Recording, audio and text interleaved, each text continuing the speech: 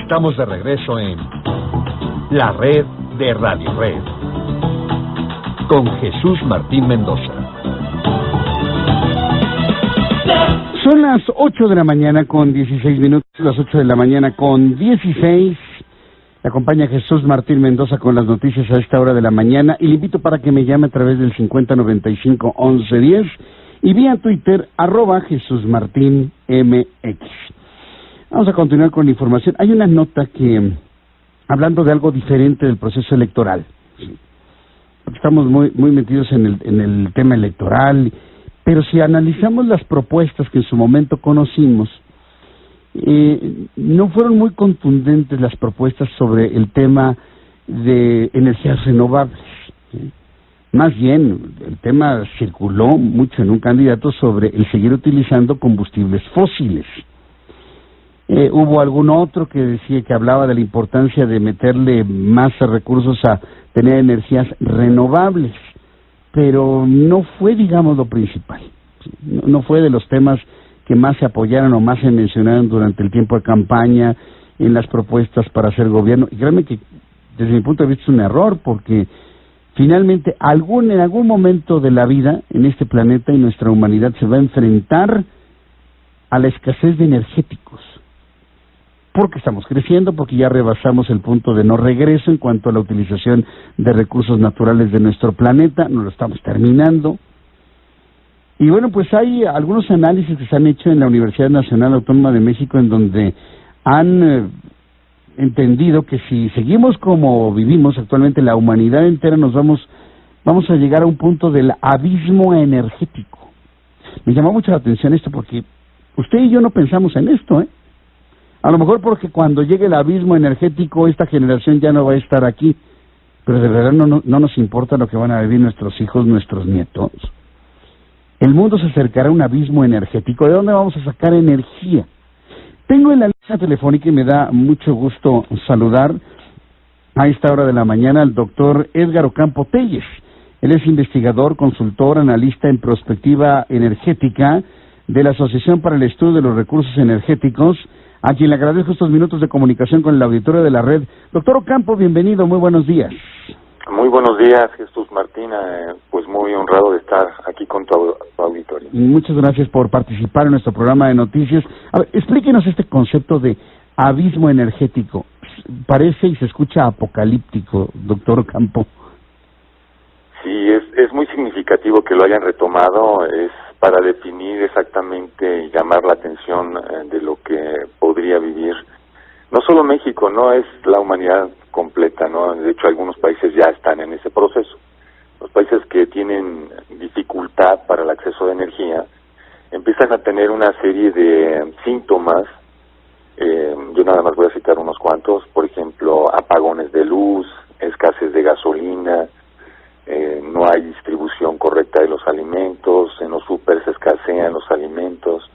Entonces, la energía es algo fundamental para nuestro sistema y no se le está dando la atención adecuada, digamos. Ahora, ¿cuáles son las alternativas que se tienen? ¿Consumir menos? ¿Buscar otras alternativas? Parece que la energía fósil ya no es opción y las renovables parece que tendrían sus limitantes. ¿Qué opción tenemos? Así es. El caso más emblemático de que las renovables no alcanzaron el nivel que estaba supuestamente esperado es Alemania. Alemania desde hace 20 años construyó un modelo energético basado en un programa que ellos le llaman el Energy Fund. Entonces la idea es que las fuentes renovables iban a reemplazar una muy buena parte del consumo de los combustibles fósiles. Entonces, por dar un ejemplo, la eólica en Alemania, ellos ya construyeron alrededor de 30,000, entre 29,000 y 30,000 turbinas eólicas. Aquí en nuestro país debemos de tener más o menos unas 1,600 o 1,800, ¿no? Y con esas casi 30,000 turbinas alcanzaron una potencia de generación de 56 gigawatts de potencia, ¿no? Y todo lo que esa infraestructura representa en generación eléctrica anual solo representa el 2.5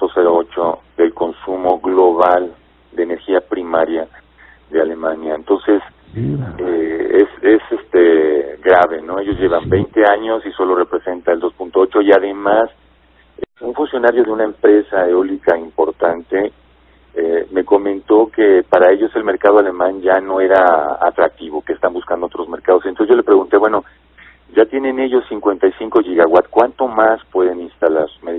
Él me dijo, mira, no creo que lleguen a 70 gigawatts. Entonces quiere decir que la energía eólica fracasó contundentemente en Alemania, y eso va a ocurrir en muchos países y también va a ocurrir en México. Nosotros estamos iniciando, la reforma energética permite la instalación de nuevos generadores de electricidad, y entre ellos está tomando mucho impulso lo que es la energía eólica. Vamos a iniciar un proceso fuerte de instalaciones de turbinas eólicas, pensando en que eso nos va a resolver el problema, y no es así. O sea, yo calculo que la energía eólica en nuestro país va a representar cuando mucho un 5 o un 6% del consumo de energía primaria. Pues el asunto suena un poco alentador, sobre todo porque siempre se ha transmitido en programas como el nuestro y uno que otro por ahí, que pues el futuro de la energía es las fuentes renovables. ¿Qué hay del sol? ¿Qué hay de la energía desde el hidrógeno y qué hay de la energía solar y radial? Nos han dicho que es una fuente inagotable de energía. ¿En realidad podremos verlo así, doctor Ocampo? El eslogan que manejan las empresas de energía renovable, que por cierto, dicho sea de paso, no están preocupadas por el medio ambiente, ellas lo único que les interesa es hacer negocios, tener rentabilidad. O sea, ellos quieren instalar sus equipos, sean turbinas eólicas o sean paneles solares, ¿no? La energía solar es mucho más limitada. En términos de electricidad, hay un factor que es muy importante tener en mente, ¿no? La cantidad de horas que funciona al año una tecnología. Y en el caso de la eólica, son 2.700 horas al año de 8.760 horas que tiene un año. Es decir, una cuarta parte del año funciona la eólica. El resto no funciona. ¿Ok? Ese es el primer dato. En el caso de las solares, peor aún. La energía solar, en los promedios mundiales, los mejores sitios, andan trabajando más o menos unas 1.200 horas al año, de las 8.700 horas que tiene un año, es decir, una octava parte del tiempo. Entonces, como alternativa para sustituir a los combustibles fósiles en la generación eléctrica para la industria de nuestro país, definitivamente es muy limitado. O sea, podemos instalar energías renovables para usos muy específicos, por ejemplo, los calentadores termosolares para calentar agua en las casas. Me parece una opción viable para reducir el consumo de gas en las habitaciones de nuestro país, ¿no? Pero de ahí a que realmente podamos tener todo nuestro parque eléctrico generando a partir de renovables es una quimera, es un sueño, eso no va a llegar nunca. Vaya, pues sí. Ahora que tuve oportunidad de estar en Japón, sí me tocó ver grandes extensiones con paneles solares, entiendo, muy eficientes, para poder darle energía y mover a toda la maquinaria de los campos de labor, en los arrozales y demás. Tendría que verse nada más así como opciones para usos específicos, no para iluminar toda una gran ciudad, doctor Ocampo. Así es, tienen sus usos, son adecuados, pero son muy, muy limitados. Y es muy interesante el tema de Japón. Japón tenía un parque eléctrico basado fuertemente en la generación con energía nuclear. Tenían centrales nucleares. Y en el 2011 tuvieron un tremendo temblor que generó un tsunami, inundó las instalaciones de una central nuclear allá en Fukushima, y los sistemas de enfriamiento dejaron de funcionar y tuvieron pues estas explosiones de hidrógeno que desmantelaron los edificios y se fundió el uranio y se creó un material que se llama curio. A eso ocasionó que todo el parque de generación eléctrica nuclear en Japón fuera detenido. Era una gran oportunidad para Japón de lanzarse en un programa agresivo de renovables, pero no lo hicieron. Lo que están haciendo en Japón es construyendo 36 centrales eléctricas de carbón.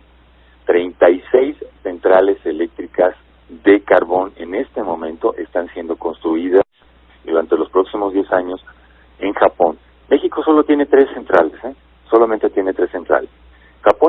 generando en este momento 270 terawatts hora anuales con centrales de carbón.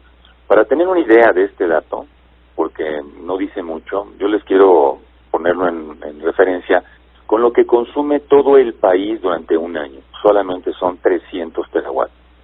Japón genera anualmente 270 terawatts hora con centrales de carbón. O sea, si alguien tiene que hacer un esfuerzo para descarbonizar su economía, son los japoneses, no nosotros, ¿eh? Y ellos no solamente no la van a descarbonizar, sino que están apretando el acelerador a fondo para construir 36 nuevas centrales eléctricas de carbón. Con este planteamiento, doctor Edgar Ocampo, me recuerda completamente el planteamiento energético del presidente de Estados Unidos, Donald Trump. Así es. Muchos no le veíamos sentido, ¿no? ¿Cómo es posible que Donald Trump diga que Estados Unidos va a ser el próximo país líder en generación de energía a través de petróleo y carbón? Bueno, los ambientalistas se volvieron locos, dijeron, ¿cómo es posible? Es un hombre completamente retrógrado. Pero ahora con estos datos, no me diga que solamente el carbón y estas fuentes energéticas son las únicas que pueden proveer de este tamaño de energía que necesita el mundo. Sí, los requerimientos de electricidad son colosales en este momento en el planeta. Y si además estamos pensando agregar automóviles eléctricos, la demanda se va a disparar a niveles inalcanzables. En el caso de Estados Unidos, yo creo que Donald Trump se retira de los acuerdos climáticos de París porque es congruente con su política. Él ya se dio cuenta que las renovables tienen limitaciones muy serias y no van a permitir avanzar. Estamos pensando que la energía hidráulica nos va a resolver el problema. La energía hidráulica ya se utilizó. Nosotros estamos construyendo centrales eléctricas desde hace 60 años. O sea, esto no es nuevo y ya hemos saturado todas las cuencas hidrológicas del país. Ya casi no hay lugares en donde colocar cuencas. Y no solamente es un problema de México, es un problema de todos los países. Estados Unidos no construye centrales hidroeléctricas importantes de gran tamaño desde hace más de 20 o 30 años. Entonces la hidráulica está totalmente saturada y no va a crecer. En el caso de la geotermia, que se plantea como otras de las alternativas como fuentes importantes, tampoco va a poder crecer. Ya tenemos en el mundo más o menos 30 a 40 años construyendo centrales termoeléctricas. Son muy complejas, también se va desgastando la capacidad térmica de los yacimientos para generar electricidad y poco a poco se tienen que ir abandonando. La CENER dice que tenemos, para que tengan una idea de lo que estamos enfrentando, ¿no? La CENER dice que podemos llegar en México a generar 50 terawatts, entre 40 y 50 terawatts de electricidad con geotermia. El mundo entero produce 80. O sea, está fuera de proporciones, sí. Claro, así es. En el caso de la solar es lo mismo. La CENER dice que nosotros tenemos un potencial para generar 200 terawatts con puro solar. Y yo les quiero decir que 200 terawatts es todo lo que generó el planeta con todos los paneles solares en el 2014. En el 2014, o sea, no hace mucho. Quiere decir que México tiene que hacer un esfuerzo idéntico a lo que todo el planeta ha hecho para generar 200 terawatts hora anuales. Me parece imposible de alcanzar. Vaya, pues por todo lo que nos ha planteado, yo en lo personal pensaría, ¿por qué no volvemos a revisar y plantear nuevamente la energía nuclear? Pero evidentemente con elementos de mayor seguridad, no ponerlo por ejemplo en una costa como sucedía en Fukushima, en lugares más seguros, pero yo creo que la nuclear bien manejada puede ser suficientemente limpia y eficiente. No sé usted qué piensa, doctor Ocampo. Yo soy muy escéptico en el sentido de qué energía es la mejor. Más bien, lo que están en este asunto de la energía no podemos definir nuestro modelo energético con posturas de que yo estoy en contra, yo estoy a favor, yo estoy en contra de esta energía, yo estoy a favor de esta energía. No es así como un modelo se define. Normalmente los países lo que hacen es qué tengo, qué puedo quemar y hasta dónde puedo llegar. El resto es importado. Entonces, eso depende de las decisiones que se tomen. Y en el caso de Alemania, que también es un ejemplo emblemático de los problemas que ha ocasionado entusiasta a tratar de desarrollar un programa de renovables, les está ocasionando problemas terribles de encarecimiento muy fuerte del costo de la electricidad.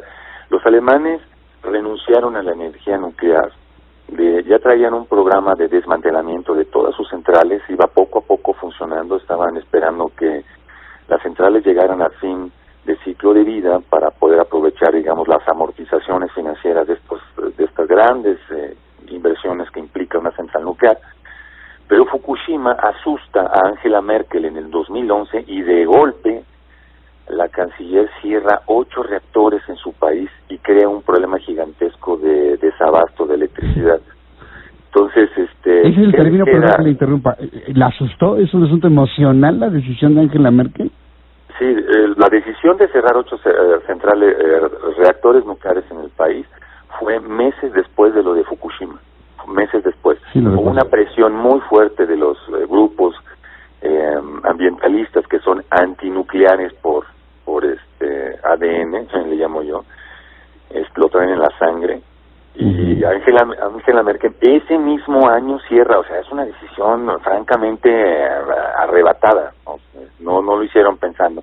Tan arrebatada fue que ahorita tienen una demanda por $20,000 millones de las empresas que fueron afectadas por el cierre de esas instalaciones, y está en litigio. Entonces, Alemania ya abandonó la energía nuclear. ¿Qué le queda en el país Alemania? Le queda el carbón. Alemania está generando 240 terawatts-hora anuales con centrales de carbón, y están abriendo una mina gigantesca, ya está funcionando, pero la están ampliando, la mina Garzweiler, que va a tener una superficie de 50 kilómetros cuadrados, es una mina a cielo abierto. Entonces imagínense, o sea, eso no quiere decir que Alemania se dirija a hacer esfuerzos para el Acuerdo de París. Ellos están instalando energía renovable simplemente para cubrir ciertos aspectos y simular que están haciendo algo. Pero en realidad le están metiendo durísimo al carbón.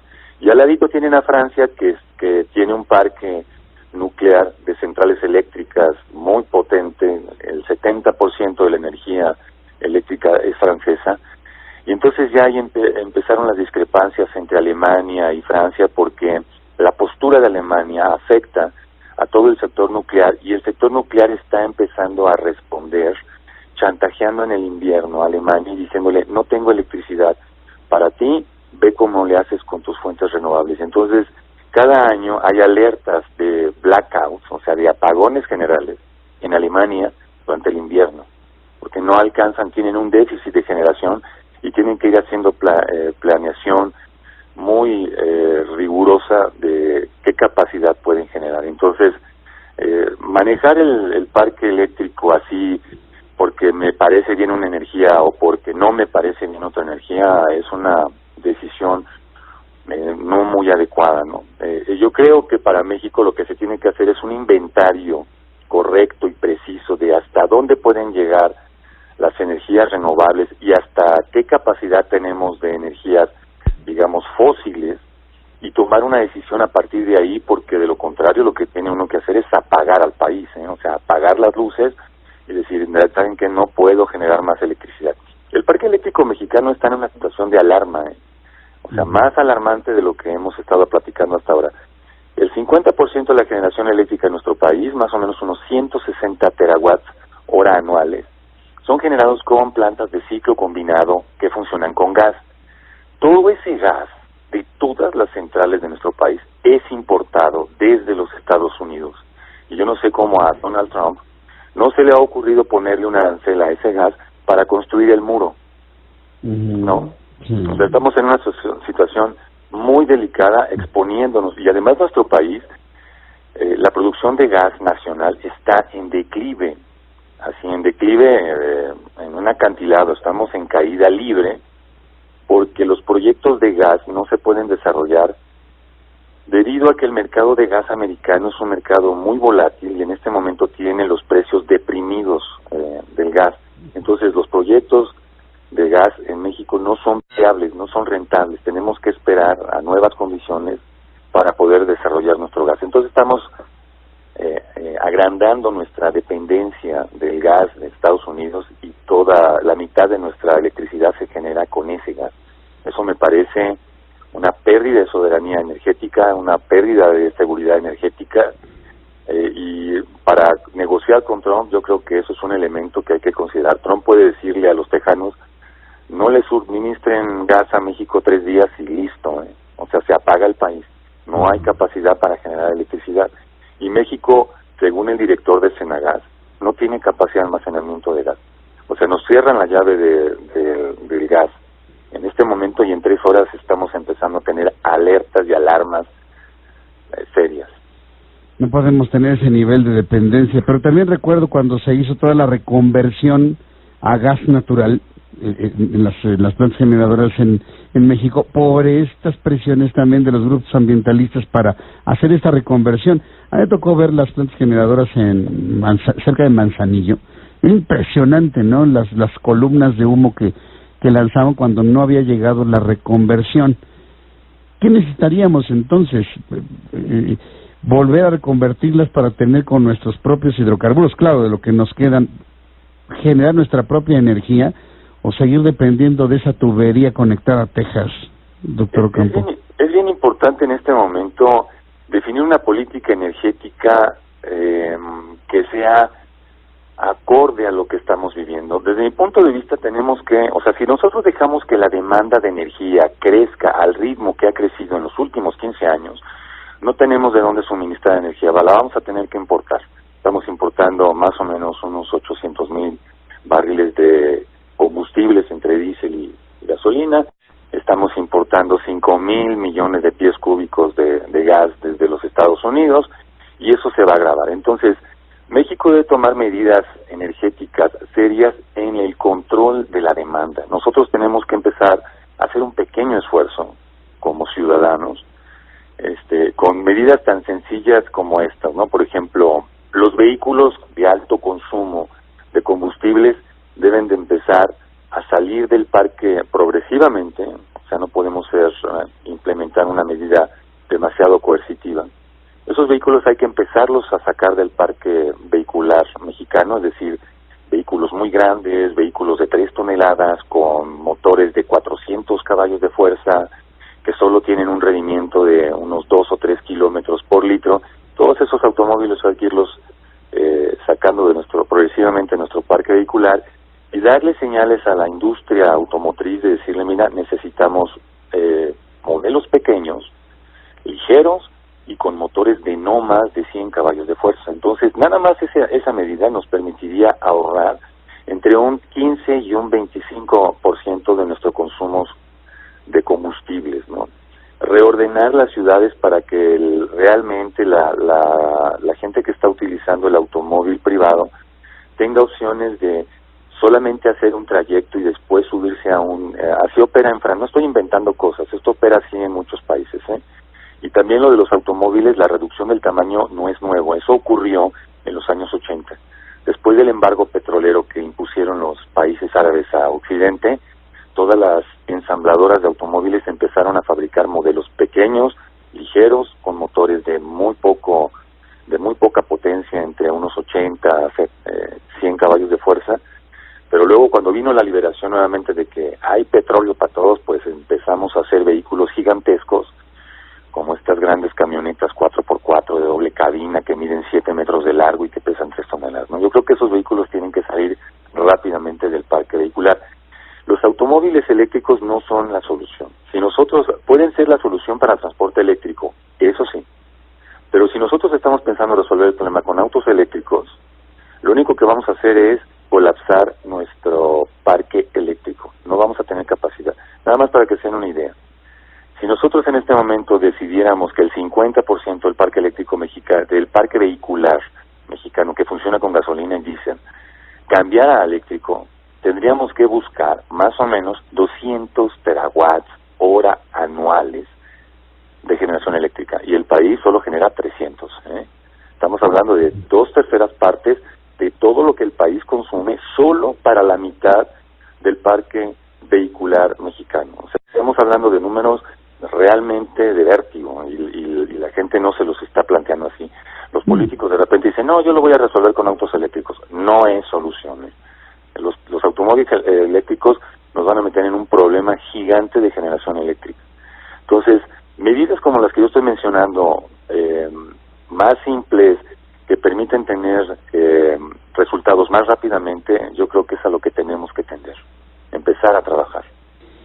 Pues podríamos seguirnos platicando aquí hasta las 10 de la mañana. Yo quiero invitarlo, doctor Edgar Ocampo, para que en una siguiente entrega, en otro sábado, y sobre todo ya cuando tengamos una claridad de quién va a asumir este tipo de retos después de las elecciones del día de mañana, pues poder volver a plantear todo este tema, porque quien vaya a quedar va a tener que enfrentar esto que usted nos ha estado planteando, y me parece que es de los enormes retos que tenemos como país y como humanidad este asunto. No lo pensamos, nosotros ya creímos que la electricidad está ahí nada más con conectarse al enchufe y listo, ¿no? Pero reflexionar desde dónde viene, realmente pocos lo hacemos. Doctor Ocampo, muchas gracias por esta conversación con el auditorio de la red de Radio Red. Muchísimas gracias, buen día. Gracias, buen día. ¿Cómo se quedó usted? Contrito, ¿no? Sí. A mí lo que más me preocupó de lo que ha planteado, el problema es de carácter mundial, ¿eh? O sea, no creo que nada más es de México y que aquí se juntan todos los problemas de la vida, por supuesto que no. El problema es mundial. Consumimos una energía que se nos va a acabar algún día si no surge un talento de alguien para ver si hace algo como convertir la materia en energía, ¿no? Pues actualmente nadie lo puede hacer, pero el día que alguien lo logre, pues, este problema que nos ha planteado el doctor Edgar Ocampo se acaba. El día que podamos tomar una cubeta de agua de mar y convertirla en energía pura, en ese momento se acabó el problema energético. Eso no existe actualmente, es parte de la ciencia ficción. Pero actualmente estamos con esto que nos ha planteado. Las energías renovables son muy limitadas y solamente resuelven un pequeño porcentaje de la demanda de energía. Nos planteó el tema de Japón, que ha regresado al carbón. Bajo este planteamiento, Donald Trump no estaba loco. Tiene un perfecto diagnóstico de lo que son las energías renovables contra las energías tradicionales y la demanda de un país como Estados Unidos. Pero lo más grave aún, que nuestras plantas de generación de energía eléctrica reconvertidas a gas natural están conectadas a los ductos de Texas, sin capacidad de tener almacenamiento. Donald Trump corta el gas a México, nos deja en la Edad Media. Son de esas cosas que luego usted y yo no sabemos. No nos lo va a decir la CFE, ni el señor Pedro Joaquín Caldwell tampoco nos lo va a decir, pero nos lo dijo un investigador de la UNAM. Y a eso se va a enfrentar el que gane. A eso se va a enfrentar el que gane. Otro elemento más para poder pensar, ¿no? Para poder analizar, ¿no? Yo sé que se puede replantear muchas cosas. No, Jesús Martín, ¿ahora qué ha hecho? Ya había decidido. Pero es que ni siquiera podemos pensar quién de los cuatro va a poder resolver esto. Y se tiene que resolver con negociación, porque Donald Trump va en caballo de Hacienda para reelegirse, ¿eh? Yo nomás se lo digo.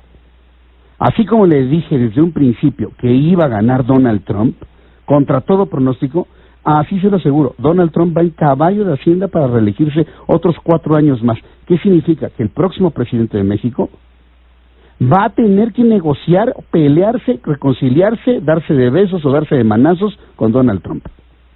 El próximo presidente de México. No creo que se va a ir, no, estoy seguro que se va a reelegir. Por la forma, lo que ha hecho y las reacciones que tiene de los gringos, no de los latinos ni de las personas, los afroamericanos en Estados Unidos, no, de los gringos, de los güeros. Entonces, pues, ahí lo tiene usted.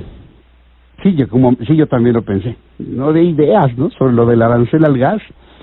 No, ni dar ideas. Imagínense que se nos encarezca de esa manera con un arancel al gas natural. No, pues sería una hecatombe financiera para México. Mejor ni moverle por ese lado. Y ni que se le ocurra desconectarnos el gas, porque entonces sí nos sume en un grave problema energético en serio. Con este planteamiento y este análisis. Lo vamos a tener al doctor Edgar Ocampo Telles en unos sábados adelante, una vez que hagamos definido todo el tema político, para que entonces una vez que quien ya haya llegado empiece a hablar de todos los temas de cómo va a resolver este tipo de problemas, bueno, pues entonces tratemos de entender si va a poder o no va a poder, o si sí va a poder, cómo lo va a hacer, ¿no? Son las 8 de la mañana con 46 minutos, hora del centro de la República Mexicana. Me extendí con esto que nada tiene que ver con la política, y sí, pero resultó sin duda interesante, ¿no cree usted? Vamos a ir a un resumen.